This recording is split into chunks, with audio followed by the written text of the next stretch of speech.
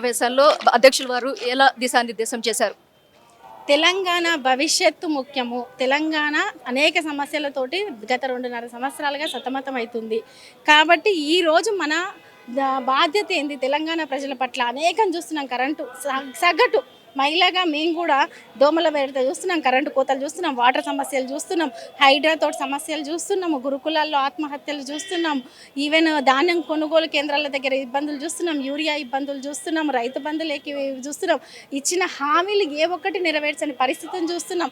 వీటన్నిటిలో తెలంగాణ సాధన ఎంత మనం బాధ్యతగా తీసుకొని సాధించినామో, లేదు 10 ఏళ్ల పాటు ఏ రకంగా మనం తెలంగాణను ఒక సంటి బిడ్డలాగా కాపాడుకున్నామో, రేపు భవిష్యత్తులో కూడా రాజకీయాలకు అతీతంగా పదవులు ఉన్నా లేకపోయినా ఒక్కొక్కరు ఒక సైనికుల్లాగా తెలంగాణను కాపాడుకోవాల్సిన బాధ్యత మన మీద ఉంది అనేది దిశానిర్దేశము.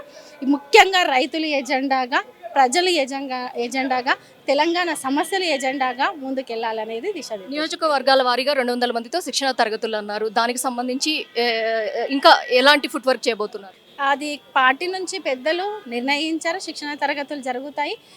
ఏ శిక్షణ తరగతులైనా సరే ప్రజా సమస్యల్లో ఎలా నాయకత్వంగా ముందుకెళ్ళాలి, ఎలా ప్రజల్లో మమేకం కావాలి, తెలంగాణను ఎలా కాపాడుకోవాలి, ఏ రకమైన బాధ్యత మీ మీద ఉంది అంటే తెలంగాణ సమాజం మీద ఉంది, ముఖ్యంగా యువత మీద ఉంది, రాజకీయాల్లోకి వచ్చే వాళ్ళ మీద ఉంది, ఇప్పుడు నాయకత్వంగా ఎదుగుతున్న వాళ్ళ మీద ఉంది అనే విషయాలు ఈరోజు శిక్షణ తరగతుల్లో మాట్లాడుకుంటేనే కదా రేపు తెలంగాణ భవిష్యత్తు. ఇంతకుముందు కూడా శిక్షణ తరగతులు ఎన్నో పెట్టుకోవడం జరిగింది. ఉద్యమ సమయం నుంచి కూడా ఆ రకంగా ముందుకెళ్ళడం జరిగింది. ఇప్పుడు కూడా అదే రీతిలో ముందుకెళ్లే విధంగా దిశానిర్దేశం చేశారు. ఫైనల్లీ కవిత కొత్త పార్టీ గురించి మీ అభిప్రాయం? టీఆర్ఎస్ అని మార్చుకున్నారు, పేరు సేమ్ పేరుని పెట్టుకున్నారు. పార్టీలు రాజకీయాల్లో ఎవరైనా రావచ్చు, ఏ పార్టీలైనా పెట్టుకోవచ్చు, ఏ రకంగా ముందరికెళ్ళొచ్చు. కాకపోతే ఏంటంటే ఒకరిని విమర్శించే ముందు మాత్రం ఆలోచించి విమర్శిస్తే బాగుంటుంది అనేది మా అభిప్రాయం.